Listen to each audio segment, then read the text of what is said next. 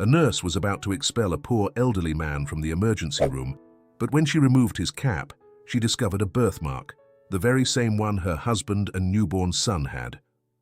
The night shift had started with an unusual bustle. The hospital, which was already constantly packed, was now at maximum capacity.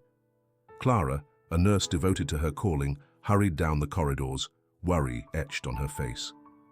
The atmosphere was tense. Uninsured patients crammed the waiting room. Those with coverage demanded immediate attention, and the medical staff barely managed to address the most urgent needs. Even so, Clara remained willing to offer a smile or a comforting word to each person she attended. Her passion for nursing dated back to her teenage years, when she had lost a loved one who did not receive proper care. Since then, she had vowed never to abandon anyone in need of help. Dr. Velasco, a man with a stern demeanor and a firm voice, had been in charge of the emergency department for several years. He was known for his obsession with cost statistics and for his unyielding attitude when deciding who stayed and who needed to be discharged. That night, he was pushing the team even harder, since the number of patients exceeded expectations and many lacked documentation or health insurance. Clara, who disagreed with turning away those who could not pay, found herself torn by a moral dilemma. Although she felt a knot in her stomach each time she had to inform someone that they could not be treated, she understood there was a chain of command she had to respect. Maria, Clara's closest friend and colleague, shared her concerns. She tended to be discreet and cautious, yet on more than one occasion she had confided in Clara that these hospital policies seemed inhumane to her. Though Maria had only recently joined the night shift, her empathy drove her to stand by Clara whenever she saw her struggling against the orders handed down. Together, they drew strength from each other to cope with the flood of patients and the pressure hanging over the emergency department. Meanwhile, the bright, cold lights of the corridors contrasted with the anxious faces of the sick. An elderly man coughing in the waiting room, a mother with a feverish baby in her arms, a man clutching a bloody wound on his forehead. Everyone was waiting their turn, worried they might be asked to leave if they could not prove any form of coverage. To Clara, it seemed like a harsh injustice. In theory, the mission of medicine was to save lives without discrimination, but in practice, economic pressures dictated the day-to-day reality. Amid the quick vital checks and brief consultations, Clara received a call on her cell phone from Tony, her husband. The call lasted only a few seconds, long enough for him to let her know that their newborn baby couldn't sleep and that both of them were feeling exhausted. Clara understood what his tone conveyed. Family life had become chaotic since the baby's arrival, and the physical and emotional strain gave them no respite.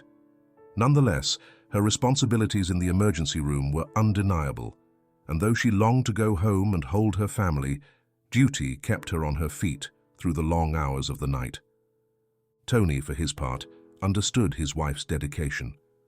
From the beginning of their relationship, he had known that she was strongly called to nursing, which meant making sacrifices. Even so, with a baby so young, sleepless nights were piling up, and concerns about the household finances were growing more pressing. He also worked, but on a different schedule, making their daily routines harder to coordinate. Despite everything, he admired Clara's resilience. Despite her fatigue, she always found a moment to smile at her son before heading off to the hospital. In the midst of it all, Clara also had to contend with Dr. Velasco's constant demands. He approached her workstation looking urgent and bluntly ordered her to review the list of uninsured patients to optimize space. She nodded, feigning calm, while inwardly thinking about the human stories that would be affected. Vulnerable individuals with genuine ailments and no means to pay for treatment elsewhere. Dr. Velasco justified his stance by pointing to the limited number of beds and the need to keep the department from becoming even more crowded. Although Clara recognized there was some truth to his reasoning, she couldn't hide her revulsion at the indifference with which he spoke about these people who often had nowhere else to go. Maria, who was reviewing a nearby lab report, exchanged glances with Clara. Both knew exactly what Dr. Velasco's directive entailed: discharge anyone who couldn't afford to stay and expel others who, according to the hospital's internal protocols, did not require prolonged admission. Night after night, the same dilemma haunted them, and each night it became harder to carry out those orders. Occasionally, they had been reprimanded for delaying a patient's discharge, yet they persisted in offering the best care possible within their limits. Once the doctor had left, Clara and Maria briefly stepped aside to a corner of the emergency room. Speaking in hushed tones, they talked about the situation. Maria expressed her anguish, mentioning she had seen a young man wandering the hallway, unlikely to get care if he did not show any financial backing. Clara sighed, reminded once more of why she had chosen this profession, to make a difference in people's lives. However, the hospital's rigid policies put them against a wall every single day. Around midnight, an endless stream of patients continued to arrive at the hospital. Clara felt a burning heat in her cheeks from exhaustion. She thought of her baby and how Tony was probably rocking him, hoping he would sleep just a few more minutes. Deep down, she too wanted the clock to move faster so she could get home and rest for at least a couple of hours. But she knew the night would still be long. The pace of the ER demanded unwavering strength and dedication. And there she was, fully aware of every life that passed through those doors, determined to give them the compassion they so desperately needed. Despite the chaos, Clara held on to the hope that her work would serve as a small light for those in pain. Though the hospital's rules forced her to find quick exits for certain patients, she refused to see them as mere numbers.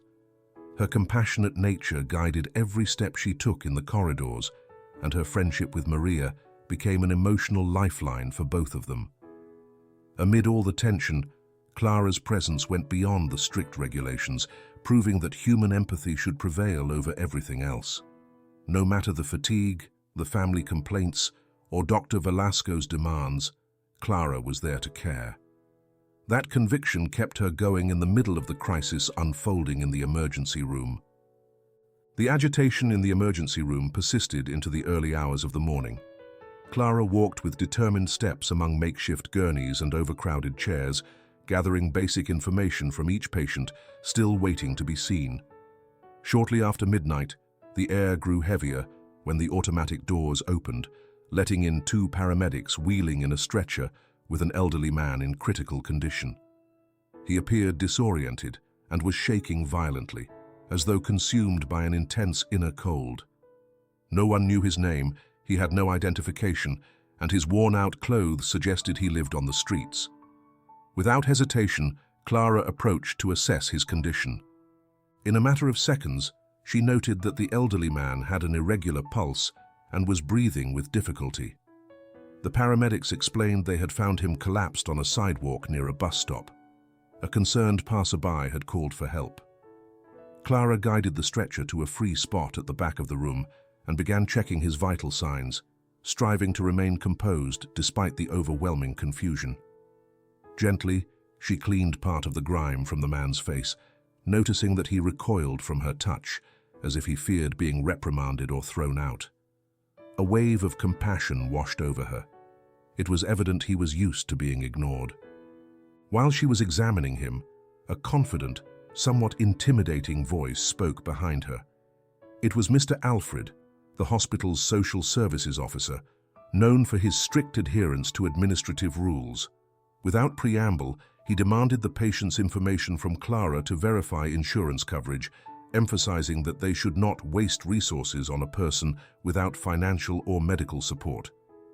Clara, her stomach in knots, replied that she had no contact information, but that the man needed immediate care. With a furrowed brow, Mr. Alfred repeated how critical it was not to occupy beds with cases the hospital could not afford. Clara understood that beneath his seemingly cold words, he was acting under the hospital's financial constraints, a place with limited funds, always forced to prioritize certain patients. Still, it was hard to ignore the look on that elderly man's face, struggling for each breath. Before long, Dr. Velasco arrived, looked over the non-existent medical record, and inspected the new patient with obvious impatience. He insisted that the hospital had to save its few available beds for paying cases, or at least for those with insurance to cover part of the costs. Clara felt a flash of anger at his words. She recognized the hospital's limitations, but refused to abandon someone so vulnerable. Yet Velasco, being the chief physician in the ER, wielded the authority to decide who stayed. Without much introduction, he ordered Clara to coordinate with Mr. Alfred to transfer the man to another facility with programs for the homeless, or to find the fastest way to discharge him. Clara continued her work under the strain of that ultimatum. Amid the beeping machines and the bustle of other nurses, she tried to preserve her professional integrity. She unfolded a clean sheet and carefully placed it over the elderly man, who was writhing on the stretcher, delirious with fever. Then she found Maria to ask her opinion. The two met by a supply cabinet in a corner where the noise was slightly more subdued. Maria expressed her outrage that, yet again, financial concerns took precedence over human life. But she also recognized that Clara was caught in a difficult position. If she disobeyed orders, she risked reprimand or even losing her job. With a sigh, Clara returned to the man's side and used her stethoscope to check him. His breathing remained irregular, and his temperature had risen several degrees within minutes. She decided, at the very least, to administer medication to control the fever and prevent the situation from getting worse. She knew that at any moment, Dr. Velasco or Mr. Alfred would come back to remind her that the patient needed to be removed. Even so, she stalled, hoping for a miracle or that some emergent condition would justify his stay. Meanwhile, the night wore on, and the rest of the hospital continued in its usual chaos. Nurses rushing from one place to another, doctors firing off orders rapidly, and patients calling for help from every corner. In the midst of that turmoil, the elderly man mumbled incoherent words, possibly names or memories floating through his mind. Clara felt a spark of curiosity and empathy. Who was this man? Did he have family somewhere? Was anyone out there searching for him? Those questions swirled in her mind, unanswered, as she gently tended to his fragile life. A short while later, Mr. Alfred returned with forms that Clara had to fill out, confirming that the patient had no coverage and that the hospital therefore would not assume the costs of a prolonged stay. Seeing Clara's reluctance to sign, he reminded her that her superiors demanded results and that, by protocol, she was obliged to comply. With a mix of frustration and contained anger, Clara placed her pen on the paper, taking several seconds before putting her signature down. It felt as though that single act symbolized a denial of everything she believed in. In the end, she signed, determined to find any opportunity to keep the elderly man from being expelled. Minutes later, in a brief lull amid the commotion, Clara went to the reception desk to check whether there was any prior record of the elderly man in other facilities' systems. The search proved fruitless. With no name, birth date, or relatives, his medical file remained blank. She felt a shiver of helplessness. In an overcrowded bureaucratic system, the most vulnerable were always the first to be forgotten. Meanwhile, Dr. Velasco stopped by her side and again insisted that the bed be freed as soon as possible. He made it clear there were already too many people in the ER needing attention, and the hospital could not afford another day of hospitalization for someone without documentation. Clara nodded, but rebellion flickered in her compassionate gaze. While the hospital's reasoning claimed that evicting the elderly man was the right course on an administrative level, her conscience screamed that it was an injustice. That night, as Clara prepared the paperwork for his imminent transfer, she realized she was treading into murky moral territory. The elderly man, anonymous and powerless, needed urgent care. Yet the hospital's unyielding rules were pushing Clara to act against her most deeply held convictions. She felt a knot in her chest as she picked up the old cap the man clutched in his weathered hands. Little did she know that this small object and the face of that unknown patient would become the key to a mystery that would change her life forever. By morning, Clara was still caring for the nameless elderly man in the emergency room, despite constant pressure from Dr. Velasco and Mr. Alfred to discharge him. It had been a long night, and although she was exhausted, her sense of duty drove her on. Between rounds, she noticed that the man's fever was gradually subsiding, but he was still disoriented and couldn't recall anything about his origin or family.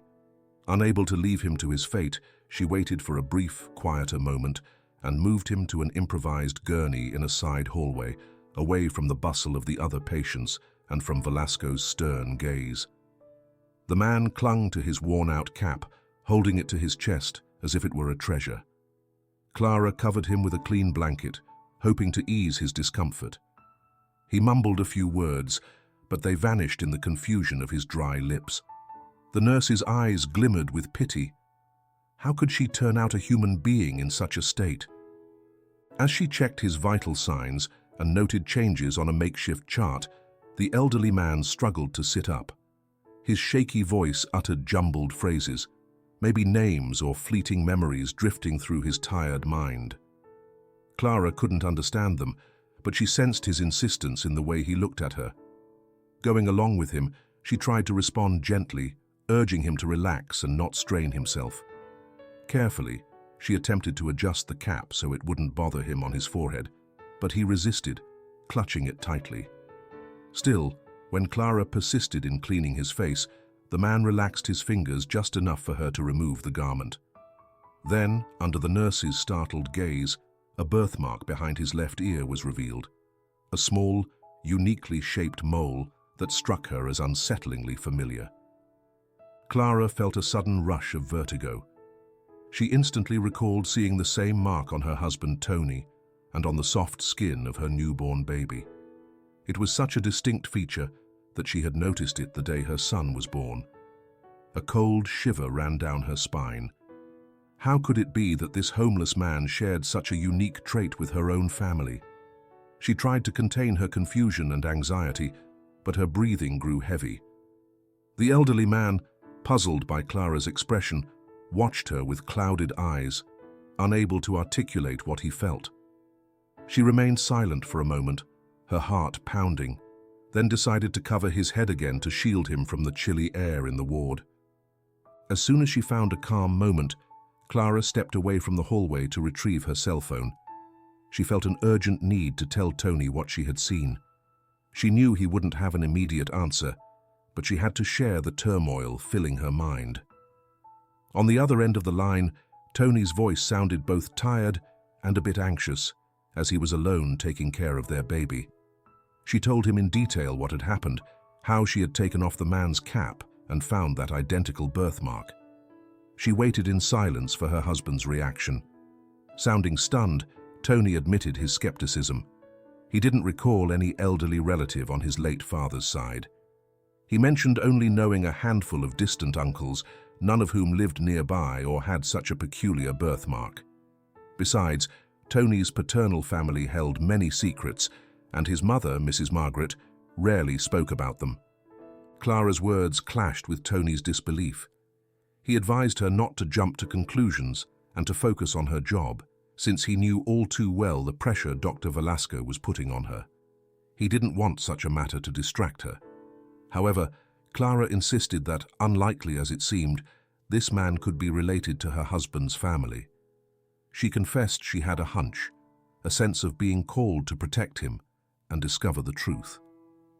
On the other end of the line, Tony sighed and admitted he couldn't entirely dismiss the possibility, though he worried about digging into a past filled with unanswered questions. There were too many unresolved episodes concerning his father, muddled stories from his youth that had never been clarified. Even so, the coincidence of the birthmark made him uneasy. After the call, Clara returned to the elderly man to observe him more closely. She took advantage of a brief pause in emergency room activity to sit by his side, hold his hand, and softly ask if he could recall any detail about his family or where he had come from. He remained disoriented, muttering disjointed words that sometimes sounded like names of people or far-off places. Clara tried to listen intently, thinking she heard something like Margaret or Medio, but couldn't be certain. Might he be mentioning a familiar name? Clara's heart skipped a beat, suspecting he could be referring to Mrs. Margaret, Tony's mother.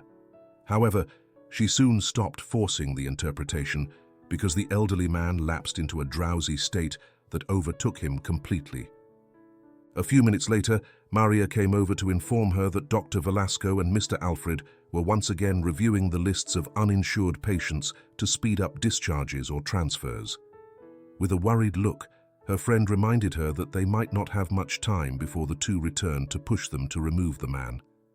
Clara nodded, her gaze still fixed on that fragile figure who appeared to stand at the threshold of a family secret. Faced with so much uncertainty, Clara felt a mix of fear and determination. She was torn between following her superior's orders or fighting to keep the elderly man in the hospital as long as possible, at least until her suspicions were cleared up. Deep inside, she was desperate to learn more.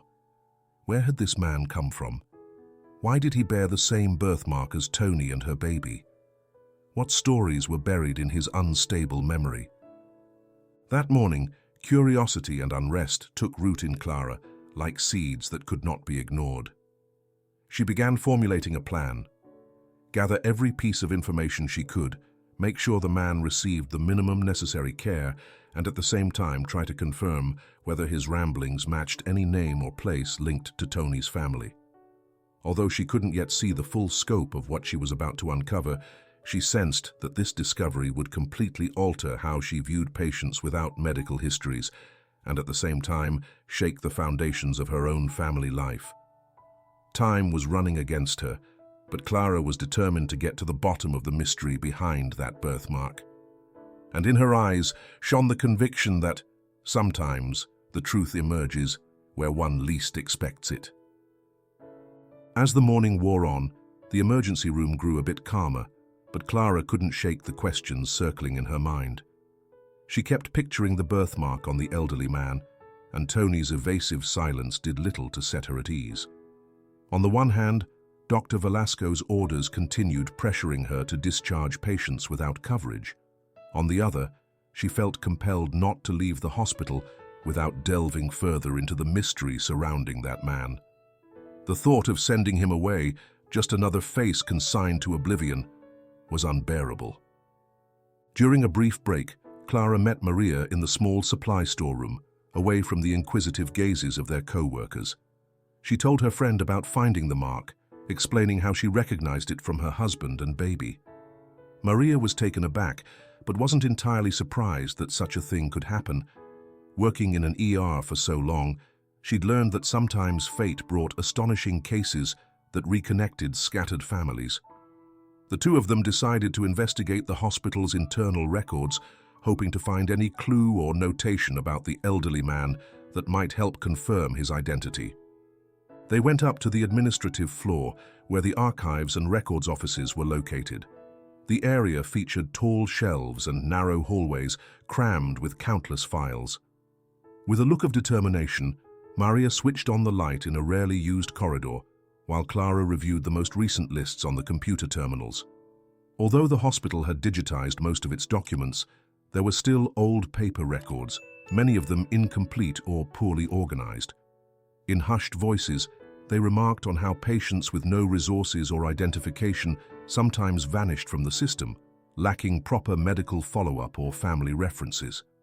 This reinforced the possibility that the elderly man had previously passed through here without leaving any clear trace. Clara began to examine the admissions data from the past few weeks. Most names were linked to an insurance number or an ID document, but there was a small group labeled unknown or patient with no information. Glancing at the dates and preliminary diagnoses, she noticed several cases marked early discharge or transfer to another facility with no further details.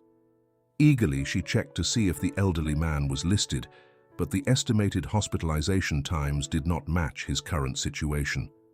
She decided to dig deeper into older records and discovered multiple interrupted medical visits, some dating back 15 or 20 years, in which patients had shown up at the ER with similar conditions and later disappeared without follow-up.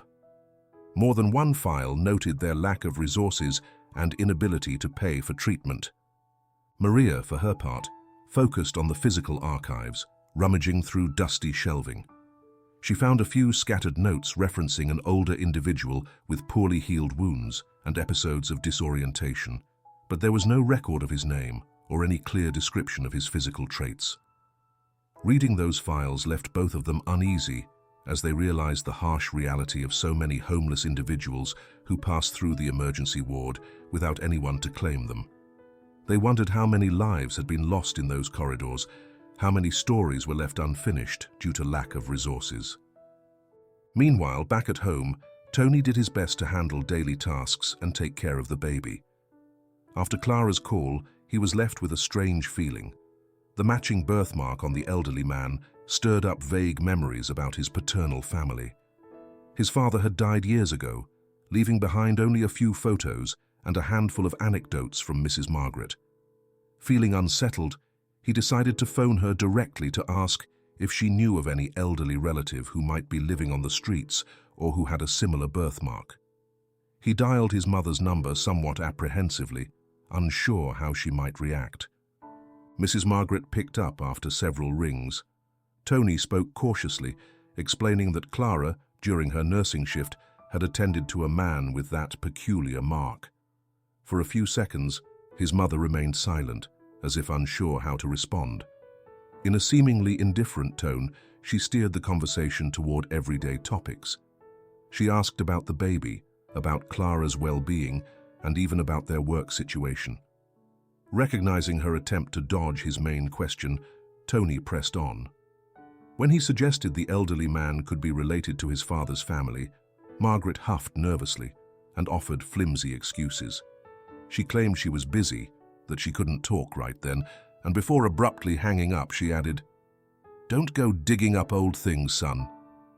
Tony's heart pounded when he heard her words, detecting a hint of guilt or fear in his mother's voice. Never before had he heard her sound so uneasy about a family matter. He realized there must be a long-kept secret. He stared at the phone for a while, deep in thought. Something from his father's past, something in the family history, remained untold, and Margaret's evasive attitude only confirmed his suspicions. Filled with uncertainty, he texted Clara to tell her about the call and share the strange sense of disquiet it left him with. They agreed that as soon as she finished her shift, they would meet to talk calmly and decide on their next steps. Meanwhile, Clara and Maria finished their search in the archives without finding any definitive file on the elderly man. Nonetheless, the sheer number of irregular cases they saw left them both with a sense of urgency. It became evident that a single hospital record could easily vanish for many low-income patients. Going back down to the ER floor, Clara spotted the elderly man's gurney, still surrounded by uncertainty, and felt a deep desire to protect him. An inner voice told her that, in him, there might be a key to understanding the silences within Tony's family. With each clue they uncovered, Clara and Tony felt an even greater need to unearth those old secrets hovering around Mrs. Margaret. Though they still had no clear details about this family drama, they sensed the birthmark could not be mere coincidence. Clara remained determined not to abandon the elderly man, despite Dr. Velasco's and Mr. Alfred's insistence on discharging him. The mystery was only beginning, and a shadow of doubt was creeping over their daily lives. The past, long buried, had found its way to the surface. Once the initial shock over the man's possible family connection subsided, Clara came home with her head swirling with questions. Later that night, after putting the baby to bed, she and Tony sat at the small dining table. Under the soft glow of a lamp, they spoke quietly to avoid waking the child, sharing the notes each had gathered.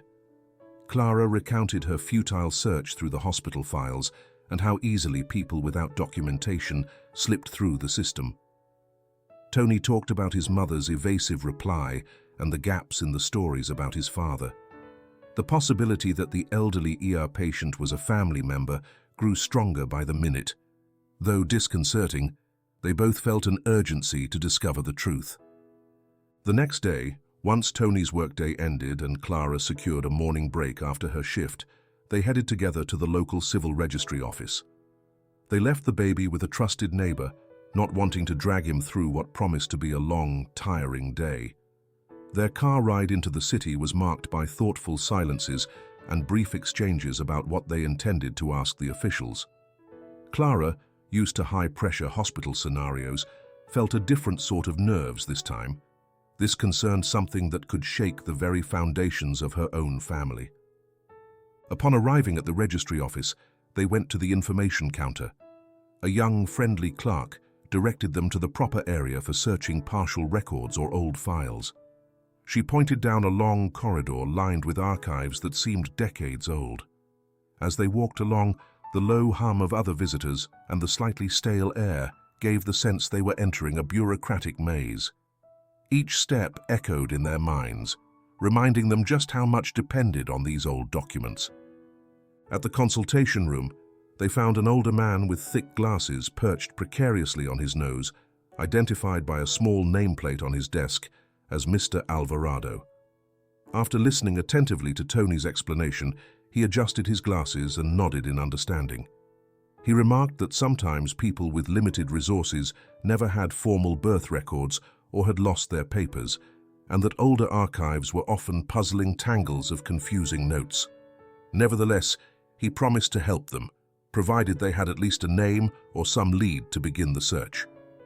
Tony ventured the paternal surname he knew, adding that the elderly man might have had a name similar to his grandfather's, although no one in the family remembered it clearly.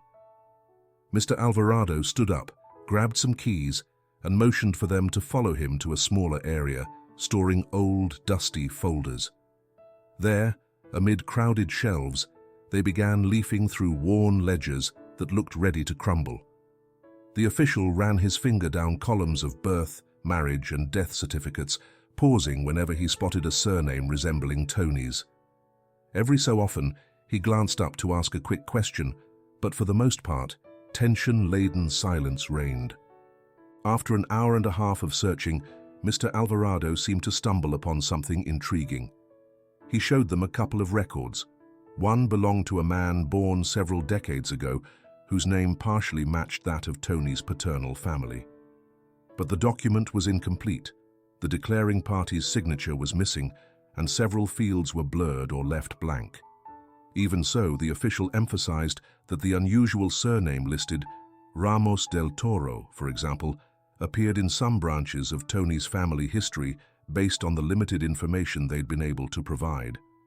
Though not conclusive, simply finding such a similar reference heartened Clara and her husband, prompting them to keep searching. After thanking the elderly clerk, the pair left with copies of the incomplete records. On the drive home, Tony kept poring over the documents, marveling at how many unanswered questions plagued his family tree. He remarked aloud that he recalled hearing, as a child, about an old man called Uncle Ramon, or something like that, but he'd never met him, and his mother never spoke of him. Maybe that Ramos was really Ramon, just written down wrong or shortened, he suggested, musing out loud.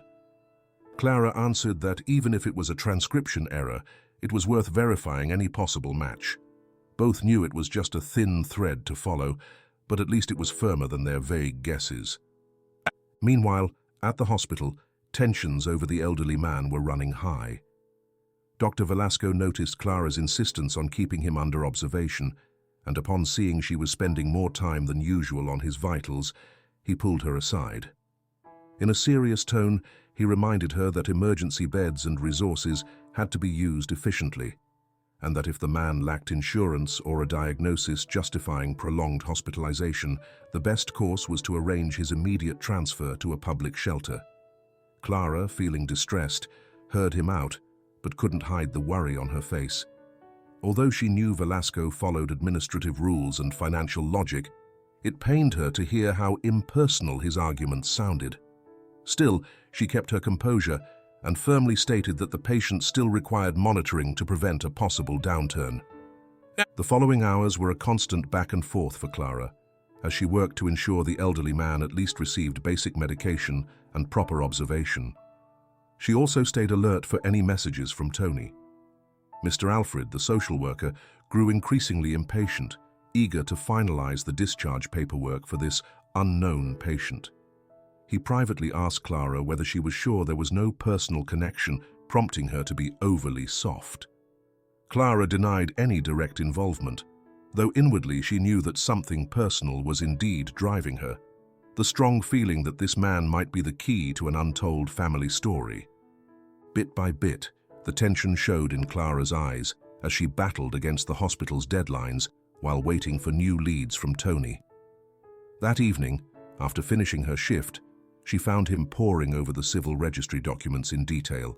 Faded ink and illegible signatures turned into puzzles that only fueled their need for answers. Both felt they had merely scratched the surface of something larger. Who was that man, really? Why did Mrs. Margaret refuse to talk? And how did that birthmark fit into the tangle of questions surrounding them? Their search for the elderly man's identity had become a shared mission. Clara could no longer stand by indifferently, and Dr. Velasco and Mr. Alfred's warnings clashed against her conviction that something more important, more human, was at stake. Meanwhile, Tony began recalling scattered childhood memories and linking them to offhand comments his father had once made. In truth, neither of them knew where this path would lead or how deep the secrets went that Mrs. Margaret was determined to keep hidden. Still, each new step only strengthened their resolve, and the horizon of their suspicions outlined a truth that, however painful, deserved to be revealed. The hours following their visit to the civil registry left Clara and Tony with a swirl of questions they weren't sure how to handle. The possibility that the nameless elderly man was a close relative from Tony's paternal side kept running through their heads. Faced with this uncertainty, they felt it was time to speak directly with Mrs. Margaret and ask for more explanations. Perhaps she could confirm or deny the connection once and for all, or at least provide clues to guide them. That afternoon, Clara and Tony went to visit Mrs. Margaret's home, a modest place that still retained a traditional air from days gone by. Its small garden had a couple of unkempt rose bushes, and the door showed flaked paint. For Tony, every corner of that house brought echoes of his childhood, but now nostalgia mingled with an anxiety he couldn't hide. Clara noticed, squeezed his hand, and knocked softly at the door. After a few seconds, the elderly woman appeared with a tense look. Still, she invited them in and headed to the kitchen without a word. Once inside, Mrs. Margaret sat at the table and gazed at her son with probing eyes.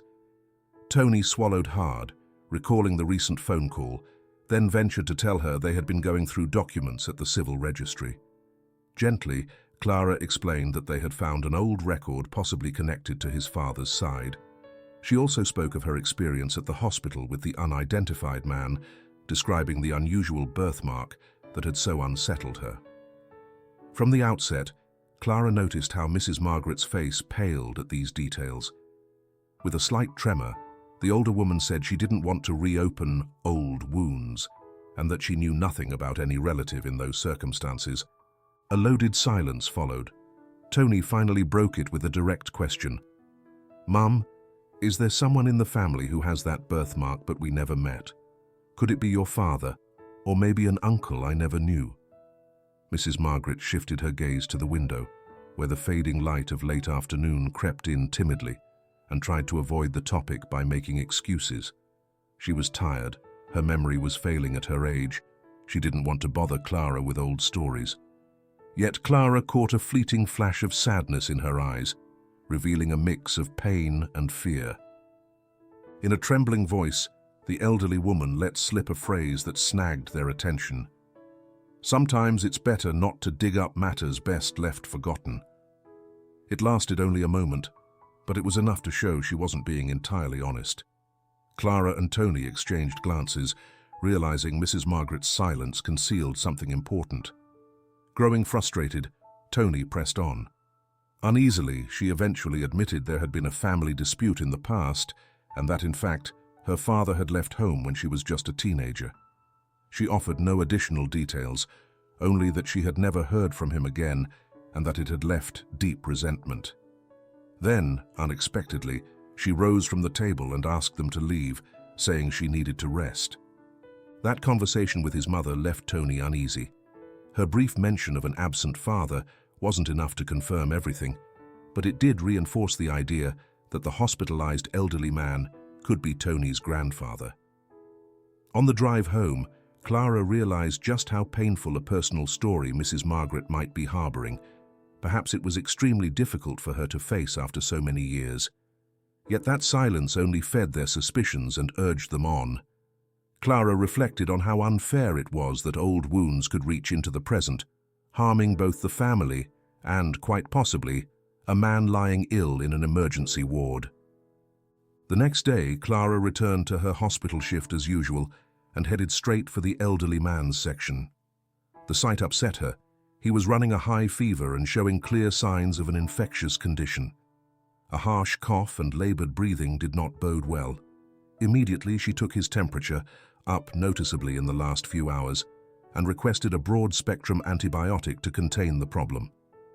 Although Dr. Velasco remained adamant about freeing up beds, Clara strongly argued that the patient needed to be stabilized before any transfer. She insisted that sending him away in such a state carried a high risk of worsening his condition. Velasco's response was curt, again highlighting how the hospital administration had to prioritize patients who had solid insurance. Heart-racing, Clara confronted him, reminding him of the ethical and humane reasons for not abandoning someone gravely ill. He looked at her with a mix of impatience and exasperation. In a tone meant to close the subject, he warned he wouldn't tolerate more delays if the diagnosis did not strictly justify prolonged hospitalization. Even so, catching a glimpse of Clara's resolve, he gave her one final extension for the man's treatment. A couple of days, nothing more. Mr. Alfred, the social worker, was also displeased. From his point of view, Clara was delaying a process that should have been resolved already. He spoke to her privately in the corridor, explaining that the hospital couldn't bear the costs indefinitely and that, if the patient's condition deteriorated, there would be few resources left to treat him. Clara, guided by her compassion, refused to be intimidated. After seeing that birthmark and suspecting he might be related to Tony, she just couldn't picture herself forcing him out. Her conscience allowed for only one option: to care for this man to the very end. As the man's symptoms worsened, Clara stayed at his side, ensuring at least that he received hydration and the proper medication to battle the infection. Time and again, she wondered if fate had placed her there precisely to save the life of a man who might be directly connected to her child, by a blood tie buried for years under silence and absence. She couldn't shake the image of Mrs. Margaret pleading with them not to stir up old family disputes. Clara felt empathy for her, but at the same time, an increasing urgency to give this story a fair resolution with each new surge of the man's fever. By the end of her shift, Clara bid farewell to Maria, who was also troubled by the situation. Both agreed this was a highly sensitive matter, personally and professionally. If Dr. Velasco lost his patients, the elderly man would be forced out regardless of the consequences. Upon leaving the hospital, Clara took a deep breath and headed to her car, weighed down by all these tensions. She knew she had little time to find a compelling medical reason for keeping him there, or at least to uncover the family truth that bound him to them. Mrs. Margaret's resistance had only multiplied their questions, but it also drove Clara not to back down. By now, she was determined to protect the man, hoping that before it was too late, the old wounds might find a path to reconciliation. Over the course of several days, the hospital's atmosphere grew increasingly tense. The elderly man had been diagnosed with a respiratory infection, and though the fever sometimes improved, his overall condition remained unstable. Clara felt the constant pressure from Dr. Velasco and Mr. Alfred, both insisting that he be discharged or transferred to a public assistance center. Again, financial concerns and lack of coverage outweighed any humanitarian considerations. Still, Clara maintained he wasn't well enough to be moved safely. Another confrontation loomed, and this time Velasco's patience appeared to be wearing thin. With a hard expression, Dr. Velasco summoned Clara to his office after morning rounds. There, behind a desk cluttered with paperwork, lay the incomplete file of the elderly patient. Without any preamble, Velasco reprimanded her. The latest report suggested that the infection could be controlled with antibiotics in a reasonable time frame, making it possible to speed up his discharge.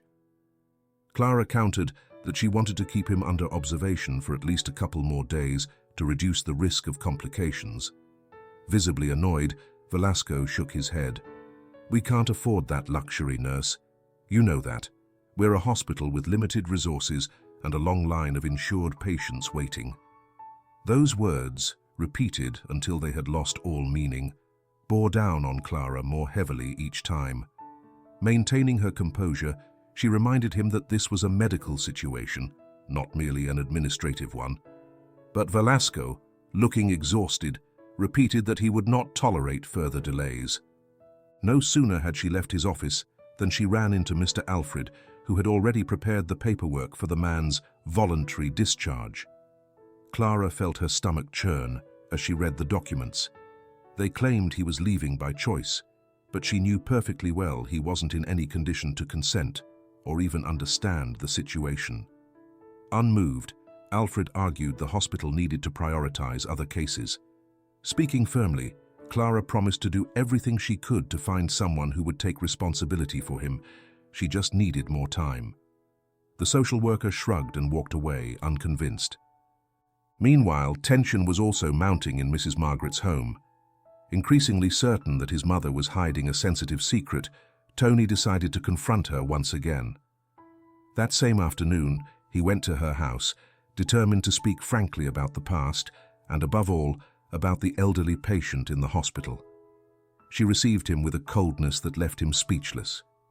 As soon as he walked in, she lapsed into her familiar silence, settling into her favorite chair and staring at the turned-off TV. Standing before her, Tony felt the silence was an impregnable wall. "Mama, I need you to be honest," he said bluntly. "The man Clara is caring for could be your father. He has the same birthmark I do, and so does my son. Why won't you talk?" Mrs. Margaret, trembling, refused to meet his eyes. She muttered that she was in no state for arguments, that her health couldn't handle the strain. Tony approached her, trying to be kind, but couldn't contain his frustration. "I understand it's painful, but if this man really is family, we can't just turn our backs on him." At that, the older woman broke down in a jagged cry that filled the room. Through her tears, she pleaded to be left alone, to let sleeping dogs lie. Stunned, Tony stepped back. He had never seen his mother so vulnerable, nor so adamant about keeping the truth buried. With his emotions on edge, Tony left the house without saying goodbye. As he drove home, a rush of memories and speculation hit him hard. His mother's resistance confirmed in some way that the elderly man might be a piece of the family history she had chosen to deny. He felt overwhelmed, but also angry that his mother refused to let go of a secret, now threatening to become a tragedy. That night, Clara and Tony talked at length about the argument. He regretted not being more patient, but he also mentioned that for the first time, his mother had shown a desperate fragility. Clara thought of how painful this must be for Mrs. Margaret. Even so, there was no stopping now. The elderly man's condition was worsening, and within hours he could be forced out of the hospital. Driven by the need to find definitive proof, Clara began searching through forgotten corners of the home she shared with Tony and the baby. Sometimes, when Mrs. Margaret visited, she brought old boxes that ended up stacked in a small storage area. Rummaging through those boxes, Clara came across one in particular, old, dusty, and faded by time. Opening it, she discovered yellowed photos, ancient documents, and bundles of letters haphazardly kept. In the dim glow of a table lamp, she examined each picture, faces of people she didn't recognize, family groups posing at distant events. Suddenly, she found a photo showing a young woman who looked very much like Mrs. Margaret, accompanied by a man with serious features. Her surprise grew when she saw a name scribbled on the back. Margaret and Dad, 19. The date was mostly blurred, but the surname was legible enough. Clara realized this was undoubtedly Mrs. Margaret's father. the man who had disappeared decades ago. Digging more urgently through the rest of the box, she came upon a handful of letters with no return address. They were filled with halting phrases and references to a forgiveness that never came.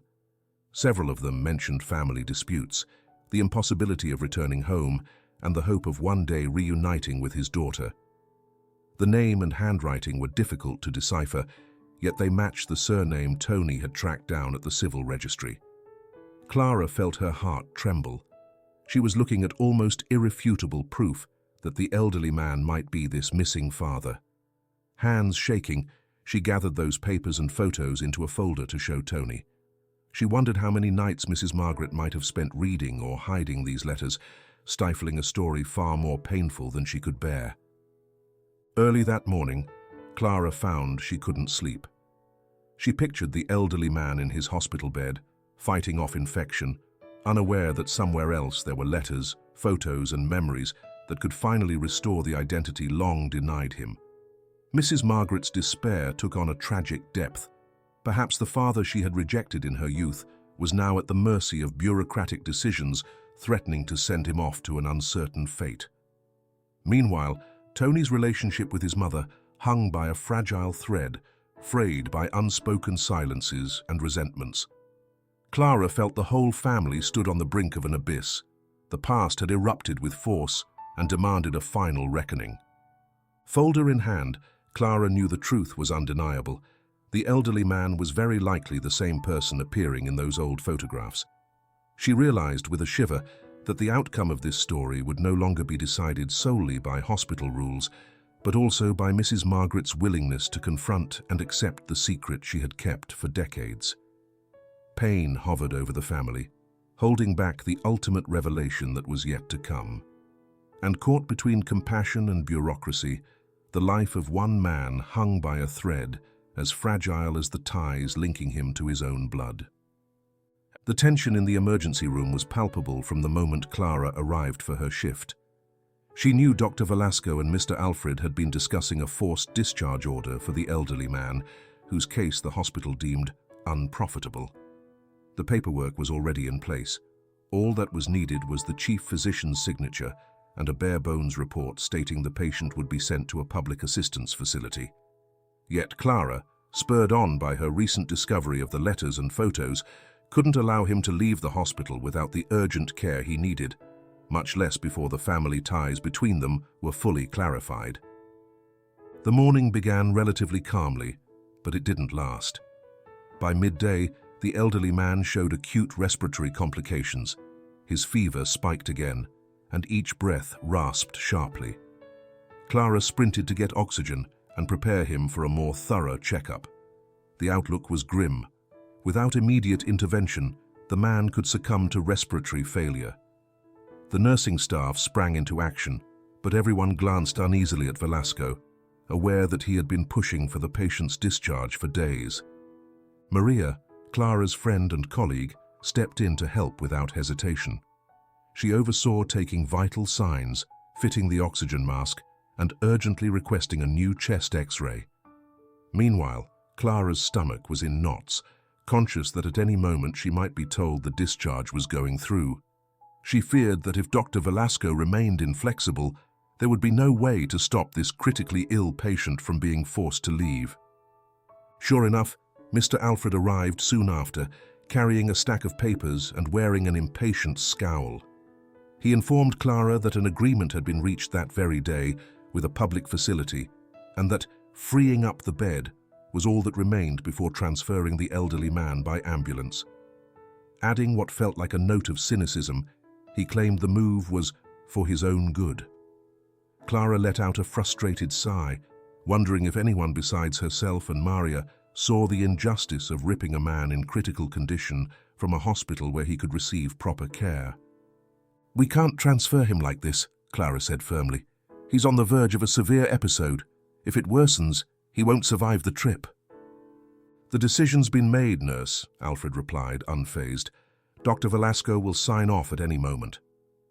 The discussion escalated when Maria joined in, arguing that the patient could barely breathe and that moving him was extremely risky. But Alfred held his ground, reminding them the hospital had no funds to continue covering his stay. It seemed only a miracle would stop this forced discharge. Moments later, Dr. Velasco charged in, alerted by the commotion around the patient. One look at the oxygen saturation and fever readings, and his expression turned severe. He checked on the man himself, realizing this respiratory crisis was no minor setback. For a few seconds, it appeared he was wrestling with himself in a silent battle between administrative demands and the medical reality unfolding before his eyes. Velasco knew he was responsible, and a part of him understood that discharging a man on the brink of asphyxiation was not only inhumane, but also dangerous. Yet he also felt the weight of the hospital administration's push for results and cost-cutting. Sensing his hesitation, Clara, her voice trembling but resolute, reminded him why most people choose to become doctors or nurses, to save lives, to care for the vulnerable. She appealed to the original calling that presumably led him to medicine. Without revealing the full story, she mentioned that indications suggested the elderly man had family, and that letting him die without a real chance at recovery was unthinkable. Velasco's look darkened, and for a moment it seemed he might dismiss her words, but something stirred in his conscience. Softly, Maria added that she had seen patients die during poorly planned transfers and that it couldn't be allowed to happen again. Silence fell over the ER as nearby nurses and patients watched anxiously. Time seemed to freeze, then Velasco lifted his gaze and issued an order that stunned everyone. "Cancel the discharge process, run the necessary tests and stabilize the patient," he said, frowning. "I want to review his case again." Mr. Alfred, taken aback, raised his voice in protest. He argued everything had been arranged with the public facility and that the hospital couldn't afford further inpatient days. Velasco silenced him with a sharp gesture, declaring that medical responsibility took precedence and that he would not endanger anyone's life just for the sake of an accounting rule. Those few curt words were enough to send the social worker away in a fury. Clara and Maria, on the other hand, felt immediate relief, as though the air in the room suddenly cleared. The agitation didn't vanish instantly, but Dr. Velasco's resolve made it clear the man would not be turned out that day. With a new X-ray and lab tests, the team confirmed an incipient pneumonia, requiring at least 3 or 4 days of treatment and observation. Under those circumstances, releasing him prematurely would be blatantly negligent. Velasco himself, now calmer, stayed in his office to review the results, and after a few minutes, agreed to administer the proper antibiotics.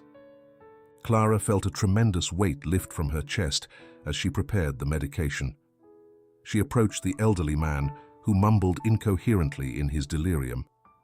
Despite his condition, she noticed a hint of calm in his expression, something instinctive telling him he would not be abandoned. Standing on the other side of the bed, Maria traded a knowing glance with Clara. Together, they had made ethics prevail over bureaucratic rigidity, at least for now. Their battle was far from over, but this brief victory felt essential. Velasco had yielded, perhaps reminded of why he'd chosen to be a doctor. As for Clara, she felt that compassion and humanity had claimed a rightful place in a world governed by rules and figures. She held the man's hand gently, whispering for him to hang on, that the tests and medication would help him heal. That moment summed up the unending clash between hospital bureaucracy and the moral imperative to save a life. Even if Mr. Alfred would continue with his cold arguments and the hospital's policies wouldn't change overnight, Clara knew then that empathy could break down walls. Walking out of the ER, she breathed deeply, sensing that, despite everything, humanity had triumphed a little. Her determination to look after this man not only defended the life of someone defenseless, it also honored the purest essence of her profession. The elderly man's condition took a sharp turn for the worse in the early hours after the emergency room showdown. Even though Dr. Velasco had agreed to halt his forced discharge, the man's vital signs deteriorated steadily, indicating the infection was advancing quickly. Anxious, Clara monitored each change in his breathing and temperature, administering the necessary antibiotics and keeping him under strict observation. In this situation, time became a silent enemy. Doctors feared complications that might push him to the brink of death. Word of his dire state soon reached Mrs. Margaret, who until then had resisted coming to the hospital. It was Tony who called her, voice shaky, explaining that if the man didn't improve, he could die at any moment. On the other end of the line, his mother remained silent for several heart-stopping seconds. Tony said nothing more, simply waited, aware that deep down she understood the urgency. The call ended with a whispered word of acceptance, a barely audible, "All right, I'll go," before the line went dead. Mid-morning, in the thick of the emergency room hustle, Mrs. Margaret walked through the hospital's main entrance with a look of deep distress etched on her face. She moved unsteadily down the corridors, bathed in the cold glow of fluorescent lights. She paused briefly to ask where she could find the bed of the man fighting for his life, and after the nurse at reception answered, she continued on without looking back. From a distance, Clara watched Mrs. Margaret's figure approach slowly, with the air of someone about to confront an uncomfortable truth. Tony waited nervously in a corner of the adjoining room, while Clara finished arranging the last supplies near the elderly patient's bed. A heavy silence hung between mother and son. When Mrs. Margaret drew closer to the patient, her demeanor changed. Gone was the evasiveness and stiff voice. In their place appeared trembling hands gripping the bed's railing and tear-filled eyes scanning the face of the sleeping man. He breathed in ragged, feverish gasps, barely aware of the people around him. Suddenly, Mrs. Margaret leaned toward him, covering her mouth with one hand upon seeing how thin his face was and the sparse whiskers growing on his cheeks. The weight of years and abandonment was evident in each wrinkle, each strand of graying hair. At that moment, the wall of silence crumbled. Between sobs, Mrs. Margaret murmured, "Dad." That single word echoed powerfully through the emergency ward, as if time itself had stopped to make way for the revelation Clara and Tony had been anxiously awaiting. Tony, overcome, wanted to step forward, but hesitated on seeing how deep his mother's pain ran. Still, the questions he'd carried for days were too urgent to remain unspoken. He dared to ask, "Why didn't you tell me before? Why did you deny all this time that he was your father?" Mrs. Margaret turned to her son, her face ravaged by tears and guilt. She dropped onto the nearest chair, struggling to steady herself before answering. "I kicked him out of the house when I was just a teenager," she began to confess. "There were problems over money, over pride.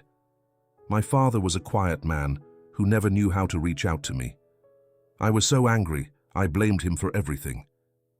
Clara and Tony exchanged glances upon hearing those words, but they remained silent, letting Mrs. Margaret continue.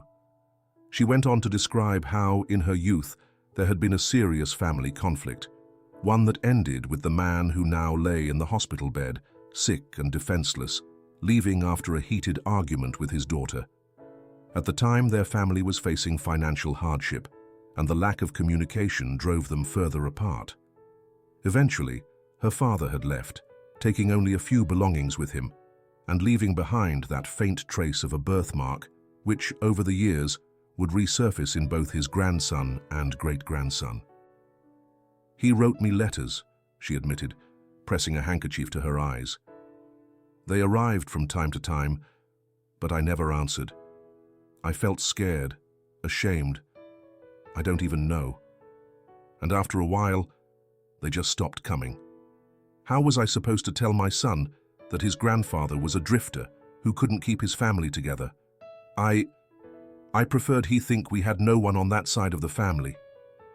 Tony, his heart in turmoil, looked at her without hiding his shock.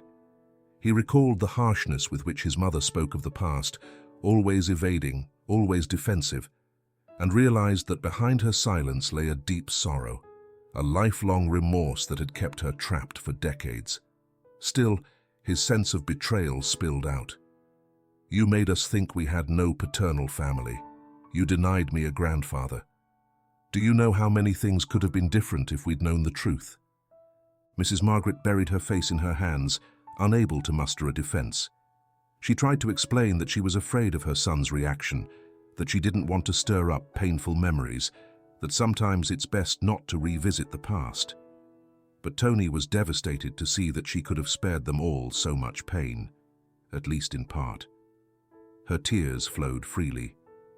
Clara stepped forward in an attempt to soothe her, placing a gentle hand on her shoulder, but the moment's intensity was too great to be lessened by such a simple gesture. Meanwhile, the elderly man, unaware of the confessions unfolding at his bedside, tossed restlessly under his fever, muttering incoherent words. Driven by instinct, Mrs. Margaret reached out and clasped his hand, discovering the deep lines carved by poverty and neglect. She felt a stirring of the young woman she once was, the same one who, blinded by anger, had slammed the door on him. Leaning over him, she sobbed her regrets, praying it was not too late to make amends. A profound sadness spread through the ward. With a trembling voice, Tony tried to comfort his mother. "He's very sick, but we can still let him know he's not alone, that we're not going to throw him out onto the street again." The words echoed in Mrs. Margaret's mind, summoning memories of all those letters she never answered, those calls she ignored, now unbearably significant. In that setting, Clara, moved by the scene, realized that the great revelation had finally come. The elderly man was indeed Mrs. Margaret's father, the one she had forced out of her home so many years ago. She exchanged a meaningful look with Tony, confirming that all their suspicions had turned to certainty. The images, the birthmark and the old photographs, now fit together like jigsaw pieces, awaiting the final act of family reconciliation. As the cardiac monitor beeped out the unsteady rhythm of the elderly man's faltering health, the family found themselves face to face with the turmoil of their own hearts, overwhelmed by guilt and pain. The drama that had silently brewed for decades had reached its boiling point, signaling a turning point in the relationship between Tony and his mother. Despite the anguish, a glimmer of hope remained that if the man managed to recover, they might grant him the chance to close the chapter left wide open by pride and resentment. Mrs. Margaret's confession laid bare the deepest roots of the conflict that had shrouded the man's true identity. Confronted with the nearness of death, hidden truths emerged with unstoppable force, reminding them all that, no matter how broken a family may seem, there can still be a path to reconciliation. Yet the question lingered in the air. Would the elderly man recover enough to hear the forgiveness his daughter so desperately wanted to offer? That question hung, unresolved, feeding the tension that precedes every truly momentous outcome. The morning dawned with a peculiar glow on the hospital windows. After Mrs. Margaret's painful confession, the atmosphere felt awash in a strange mix of resignation and relief. As usual, Clara arrived early to check on the elderly man, whose condition remained delicate. Yet the big difference was that, after days of uncertainty, he was no longer an anonymous patient at risk of being evicted. The discovery of his identity and the confirmation of his family ties made it impossible for Mr. Alfred to carry out a forced discharge. Now there was a legal, and above all, human, reason to give him the care he needed. Dr. Velasco, previously so unwilling to extend the hospitalization of uninsured patients, held a morning meeting with Clara and the staff overseeing the case. In that meeting, he acknowledged that circumstances had changed. Thanks to the documents Clara had found and Mrs. Margaret's confession, the elderly man indeed had a family to answer for him, even if he had remained forgotten for years. Maintaining a serious expression, Velasco granted authorization for his continued treatment without hesitation. To everyone's surprise, he showed a hint of sensitivity, quietly recalling that no hospital should ever forget its mission to save lives. At last, those cold eyes revealed a flicker of empathy. Upon hearing the news, Mrs. Margaret felt a surge of hope. Her father still had a fever and was very weak, but the antibiotics and constant monitoring were keeping the infection under control. After so many years of resentment and silence, she clung to the possibility of a genuine reunion, hoping her father might still hear the remorse in her heart. Once she received permission to stay a few more hours in the hospital, she took a seat beside his bed, holding the elderly man's hand, studying the aged features he carried with him, and recognizing in his face traces of the youth that had once angered her so. That day, the emergency room corridors, usually full of urgency and despair, seemed to soften as they watched the family reunited. Tony arrived soon after, carrying a modest bouquet of flowers he placed on the table by the bed. He approached his mother and clumsily embraced her, silently acknowledging past mistakes. He looked at the old man who might be his grandfather, mentally picturing all the lost time and the stories left untold. Deeply moved, Mrs. Margaret decided to take the final step. In a quavering voice, she spoke to her father, who lay with a distant gaze, fighting weakness. "Dad," she whispered, forcing the lump from her throat. "I know I failed you. I told you to leave our home when I was young and proud. I thought I didn't need you. But now I understand how much I missed you, all I could have learned from you and never did." The elderly man, eyes damp, slowly turned his head. For Clara, watching from one side, it was a moment filled with a sacred stillness. Mrs. Margaret went on, "Dad, maybe you don't understand everything right now, but I wanted to tell you I'm sorry. I always wanted to forgive you. I just never knew how."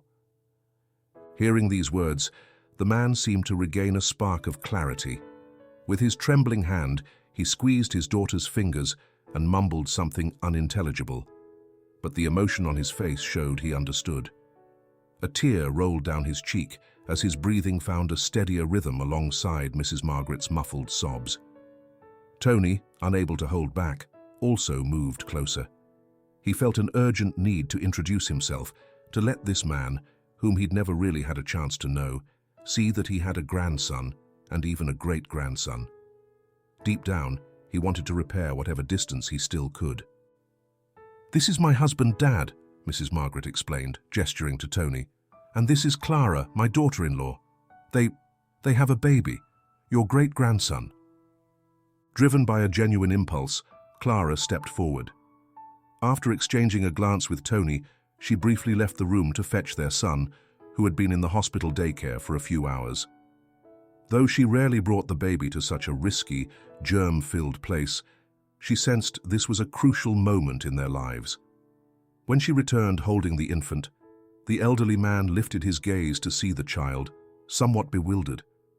Yet upon noticing the small birthmark behind the baby's ear, identical to his own, his eyes filled with both surprise and tenderness. It was the same birthmark that, in its own way, had brought them all together in that hospital, linking past and present. "He needs you," Clara murmured, carefully moving closer to the bed. "He needs you to stay alive, so that one day you can share your stories with him." Unable to form complete sentences, the elderly man extended a weak arm, trying to touch the baby's tiny hand.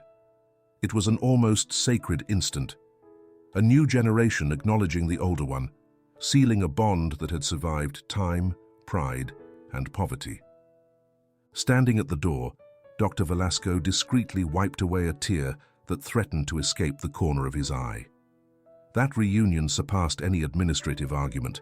It was life asserting its force, a family restoring itself at its most fragile point.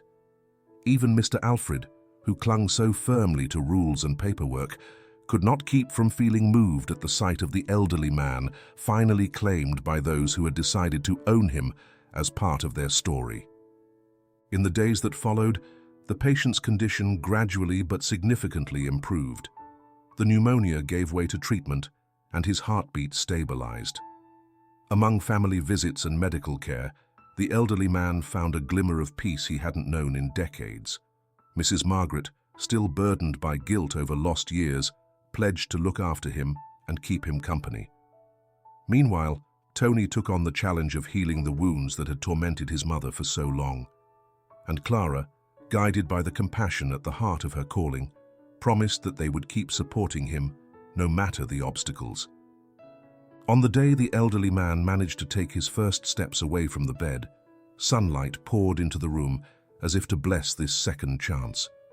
Clara and Tony seized the moment to bring the baby once more, now fully awake, who waved his little hands at the grandfather's smiling face. Thus, the circle of the birthmark was complete, confirming that a bond of blood and affection can endure even the worst adversities. They had won a battle against bureaucracy and against their own fear of facing the past. Problems didn't disappear entirely. There were still unresolved legal matters, family issues, and the elderly man's ongoing recovery, but a different feeling now filled the air. The family realized that, in the end, people cannot live forever in bitterness. Before they said their goodbyes, Dr. Velasco shook hands with Tony, acknowledging Clara's determination and the power of solidarity. Throughout every corner of the hospital, the lesson seemed to echo. Compassion is not a luxury, but rather the very essence of the medical profession. That afternoon, as they left together, the family felt a new chapter beginning. A second chance emerged, with the promise not to deny their love again, nor hide mistakes behind a cloak of pride. Though the elderly man was still frail, his eyes shone with someone who had found a lost home, and Mrs. Margaret, with a heart full of pain yet determined, vowed to mend what time had broken. Thus, amid the buzz of hallways once again filling with unknown patients, hope opened a door to a future in which, despite everything, this family would stay united, resolved to care for one another until the end. In the end, every human encounter can be a chance to heal old wounds and build bridges where once there were walls of silence or indifference. This story reminds us that behind every unknown face, every nameless patient, beats a heart filled with longings, memories, and connections that often run deeper than we realize. Clara and Tony's family endured moments of pain and resentment, but love and compassion overcame the barriers separating them. When we discover that family ties transcend past mistakes, we understand that no pride is stronger than the will to forgive. Neither poverty nor cold policies can override the right of every human being to be recognized, valued, and treated with dignity. The birthmark, as a symbol, shows us that, despite distance and silence, familial traces persist over time, and those traces can be the bridge leading at last to reconciliation. By caring for the elderly man, Clara honored the true meaning of nursing, providing aid not only to the body, but also to the spirit. Her compassion challenged the rules that threatened to abandon a man without home or health care. Above all, that compassion inspired a family to come together, look each other in the eye, and find forgiveness and healing. Thus, amid tears and reconciliation, we confirm that solidarity and love possess the power to transform even the most wounded hearts. Because in the end, we can all be the hand that reaches out to someone who's lost. We can all be a link in that invisible chain that binds us as human beings. In that unity, however fragile, lies the hope that, despite our mistakes, there will always be a chance to start anew, to embrace the one we thought was lost. And that promise of second chances is the most beautiful lesson this story can leave us with. And that's our story. Thank you for staying with me until the end. If you enjoyed it, don't forget to subscribe, leave a like, and share it with anyone who might need a bit of hope in their day. See you soon in the next video.